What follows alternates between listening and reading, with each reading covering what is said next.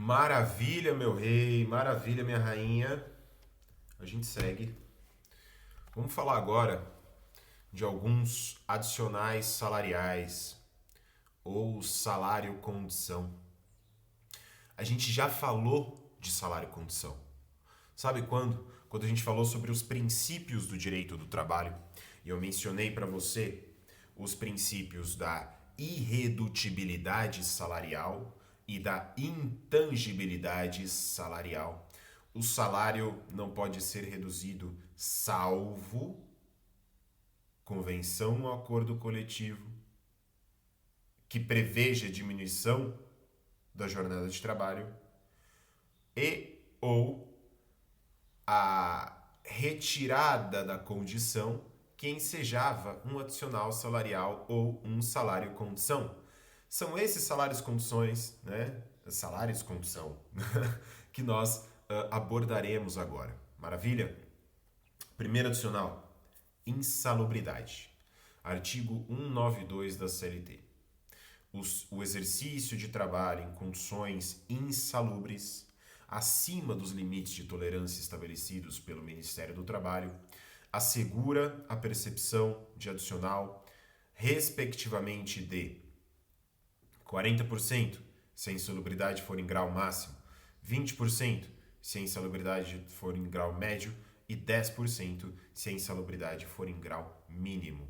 Guilherme, como eu sei se eu estou enquadrada numa situação de trabalho insalubre?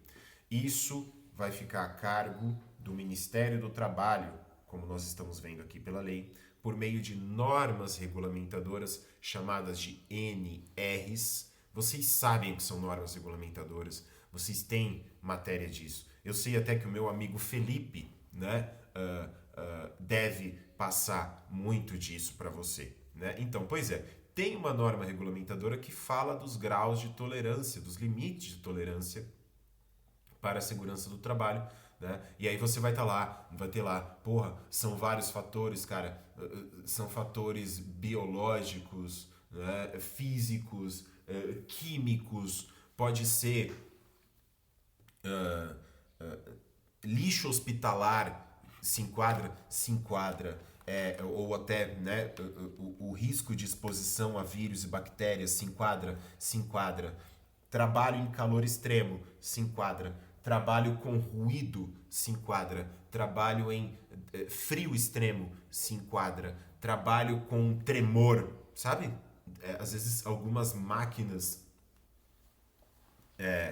da agropecuária, elas, se você fica em cima delas o dia inteiro, você fica tremendo. E isso também não é saudável. Tudo isso se enquadra como trabalho insalubre e tem graus, né? E a depender do grau você pode receber 40, 20 ou 10% do valor do salário. Oh, preste atenção, do valor do salário mínimo da região. Então, você ganha 10 mil reais. O professor de direito não sabe fazer conta. A gente vai sempre lidar com valor redondo. Você ganha 10 mil reais e trabalha em situação insalubre num grau máximo. Quanto que você vai receber?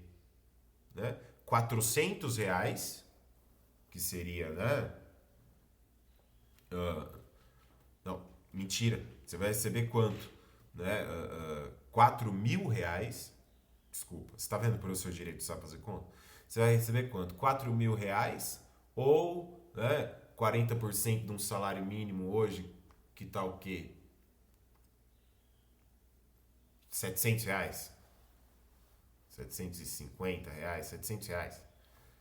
Você vai receber 700 reais. Você não vai receber 4 mil.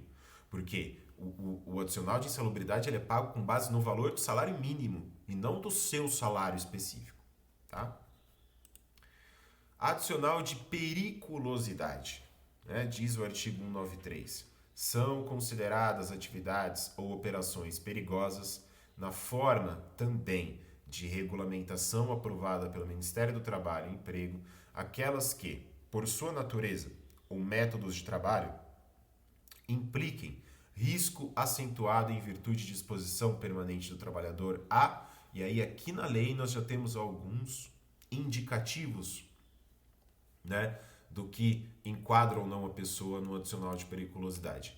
Inflamáveis, explosivos, energia elétrica, roubos ou outras espécies de violência física nas atividades profissionais de segurança pessoal ou patrimonial, colisões, atropelamentos ou outras espécies de acidentes ou violências nas atividades profissionais dos agentes das autoridades de trânsito.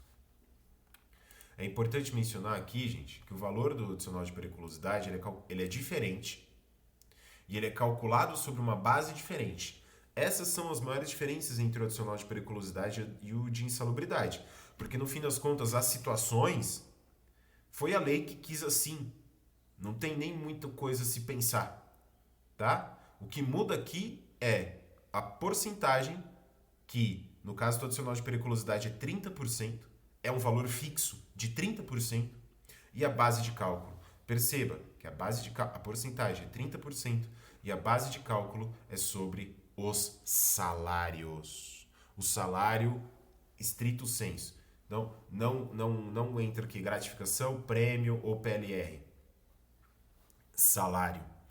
Então, veja, aqui no nosso caso, vamos voltar ao exemplo do Guilherme, que recebe 10 mil para ser segurança pessoal sei lá, de quem? Da Lady Gaga, pode ser? Segurança pessoal da Lady Gaga aqui no Rio de Janeiro. Porra, tem que receber 30% de periculosidade, porque, né? Rio de Janeiro é isso, né? É o paraíso, mas a tapioca pode virar a qualquer momento. Então, quanto que eu vou receber de periculosidade? 3 mil. 3 mil. 3 mil de adicional de periculosidade. Por quê? Porque o meu salário é 10 mil e o adicional de periculosidade é calculado em 30% sobre o valor do salário. Maravilha? O que pode acontecer? Pode acontecer do empregado, né? Vamos pensar que o empregado ele trabalha tanto em condições insalubres quanto em condições perigosas. Né? O que ele pode fazer? Ele pode optar por receber ou o adicional de periculosidade ou o adicional de insalubridade. Provavelmente, ele vai optar pelo que é mais vantajoso. Né? A gente pode pensar numa situação de um frentista de posto de gasolina. Pode ser o frentista de posto de gasolina?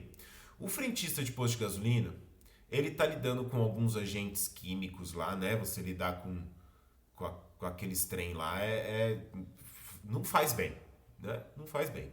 Mas ao mesmo tempo, ele também está lidando com inflamável.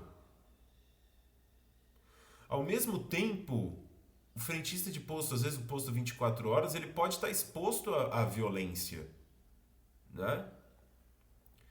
Então veja, o frentista do posto ele dá com vários perigos aí, né, velho? A gente também pode pensar num segurança de uma usina nuclear. Pô, viajou, Guilherme. Mas viajei, mas ué, não pode acontecer? Pode acontecer. Né? A pessoa, então, ela se enquadra em várias situações que são de insalubridade e de periculosidade. Ela vai escolher. Ela não pode perceber os dois. Você está entendendo já? Entendeu? Ele não vai receber insalubridade e periculosidade. Ele não vai acumular. Ele vai receber um dos dois. Agora, qual que ele vai receber vai depender. Se eu recebo um salário mínimo e minha insalubridade é em grau máximo, compensa mais eu optar pela insalubridade, porque eu vou receber 40% do salário mínimo. Agora, né, se eu recebo mais que o salário mínimo, a depender de quanto é mais, se eu recebo 2 vezes o salário mínimo, já compensa optar pelo adicional de periculosidade, pois ele é calculado com base no salário que você recebe e não no salário mínimo, tá? Essas são as regras mais importantes aqui para a gente falar a respeito dos adicionais de insalubridade e de periculosidade. Seguimos. Serão descontados ou compensados do adicional outros da mesma natureza, eventualmente concedidos ao vigilante por meio de acordo coletivo. Isso aqui é importante, tá? Vigilante, se tiver outro adicional em convenção coletiva, ele é descontado da periculosidade. São também consideradas perigosas as atividades de trabalhador em motocicleta. Olha só que interessante, né? O grande problema é que o trabalhador em motocicleta hoje está completamente precarizado pelos aplicativos. Então, não é empregado e, portanto, não tem direito a isso. Hora extra, olha só, são direitos, diz a Constituição, são direitos dos trabalhadores urbanos e rurais, remuneração do serviço extraordinário superior, no mínimo, em 50% ao do normal. Tá? Como é que eu sei a hora do meu trabalho? Tem que pegar seu salário, totalizar suas horas de trabalho, claro, respeitada a jornada máxima. O resto é hora extra. Normalmente, são 220 horas trabalhadas por mês. Pega o teu salário, divide por 220, você tem o valor da sua hora de trabalho. Tá? Adicional noturno, salvo nos casos de revezamento semanal ou quinzenal. O trabalho noturno terá remuneração superior à do diurno e, para esse efeito, sua remuneração terá um acréscimo de 20%, pelo menos, sobre a hora diurna. Pode ter mais? Pode. Como é que eu vou saber? Acordo ou convenção coletiva. Pode ter mais em relação à hora extra? Como é que eu vou saber? Acordo ou convenção coletiva. Tá? A hora do trabalho noturno será computada como 52 minutos e 30 segundos. Perceba, é igual hora-aula, né? A hora-aula no Instituto Federal, pelo menos aqui no presencial, é 45 minutos. Não é 60 minutos. Então, você perceba que às vezes o direito ele muda até o tempo. Né? O direito ele é tão poderoso que ele tem essa prerrogativa de mudar, né, o que a gente considera como uma hora. Uma hora, no caso do trabalho noturno, não é 60 minutos. É 52 minutos e 30 segundos. Né? O que significa que eu posso ter muito mais horas trabalhadas em comparação com nossa forma de cálculo convencional. E é noturno, para efeitos desse artigo, o trabalho que é executado entre 22 horas e 5 horas do dia seguinte. Então, entre as 10 da noite e as 5 da manhã, a gente está falando de trabalho noturno, que é remunerado com 20% sobre a hora do trabalho e se conta como 52 minutos e 30 segundos. Adicional de transferência, sobre o qual nós já conversamos, eu nem vou me alongar muito, porque a gente acabou de falar disso, sobre o tema alterações do contrato de trabalho. Em caso de necessidade de serviço, o empregador poderá transferir o empregado para localidade diversa daquela que resultar o contrato, não obstante as restrições do artigo anterior, né? Mas nesse caso ficará obrigado. São aquelas restrições lá que a gente viu, né? Já na última aula. Ele fica obrigado ao pagamento de adicional de 25% enquanto durar a situação. Lembrando que esse adicional de transferência, a gente já falou disso, ele depende de que essa transferência seja provisória, ela não pode ser permanente. Tem que acarretar mudança de domicílio, né? O empregado tem que concordar, enfim. Por último, pessoal, súmula 91, muito importante, súmula 91 fala do salário complessivo. Olha só, ou salário englobante. Nula, diz o artigo 91, é a cláusula contratual que fixa determinada importância ou percentagem para atender englobadamente vários direitos legais ou contratuais do trabalhador. O que a súmula 91 está dizendo? Que é proibido. Vamos voltar? É proibido, gente. É proibido que o seu empregador chegue para você e fale assim: fulana, olha só,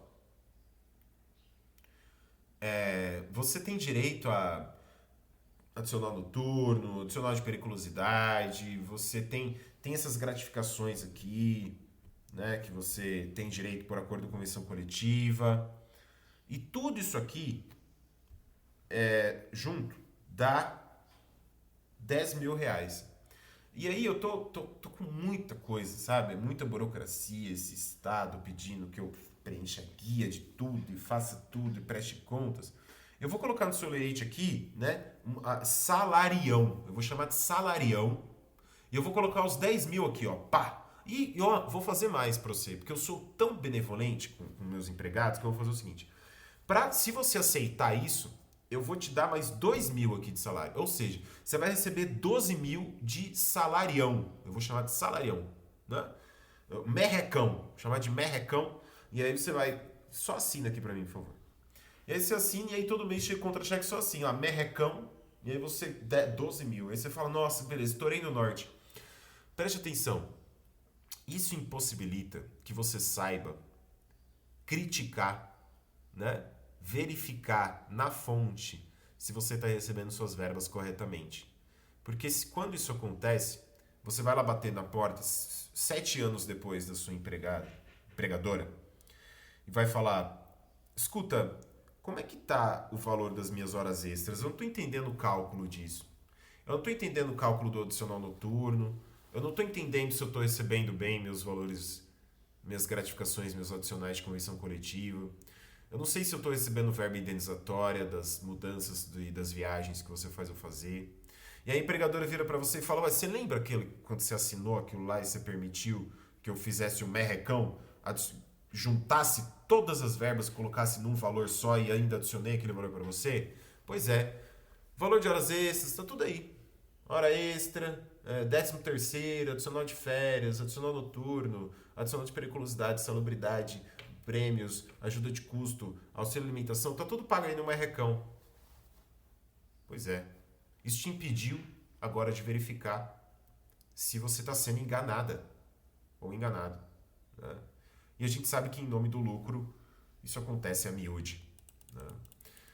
Então é por isso que o chamado salário complessivo é proibido. É por isso que é nula a cláusula contratual que fixa determinada importância ou percentagem para atender englobadamente vários direitos legais ou contratuais do trabalhador. Todos os direitos legais, contratuais, convencionais do trabalhador, no olerite dele, no seu contra-cheque, devem estar discriminados um a um. Um olerite, um contra-cheque que joga tudo de uma vez sobre uma rubrica só é um salário complessivo, é proibido pelo nosso ordenamento jurídico. Questãozinha marota. Com relação à remuneração e salário, assinale a alternativa incorreta. Salário inclui benefícios como alimentação, moradia e vestuário, mas nunca álcool ou drogas. Tá correto. Isso é salário e utilidade. A hora do trabalho noturno será computada como de 52 minutos e 30 segundos. Está correto também. Né? Se habitação, energia elétrica e veículos indispensáveis ao trabalho não são salário, mesmo que o veículo seja de uso particular. Está correto de certa forma. Né? É claro que habitação, energia elétrica e veículos tem que ser também pelo trabalho, né? Ou melhor, para o trabalho, né? Para que de fato sejam não sejam salário in natura. O empregado que percebe o adicional de periculosidade poderá optar pelo adicional de salubridade que lhe seja devido. Pode optar. Nunca os dois, mas ele pode sempre optar. E por fim, o salário complessivo é permitido pela lei desde que benéfico ao empregado. É essa que a gente tem que assinalar, né, gente? É essa que está incorreta e, portanto, acertaria quem tivesse assinalado, escolhido a alternativa E. Gente, passamos do ponto até do nosso horário aqui, né? Espero que a aula tenha sido proveitosa. Qualquer coisa a gente tira alguma dúvida na live, beleza? Muito obrigado e até a próxima.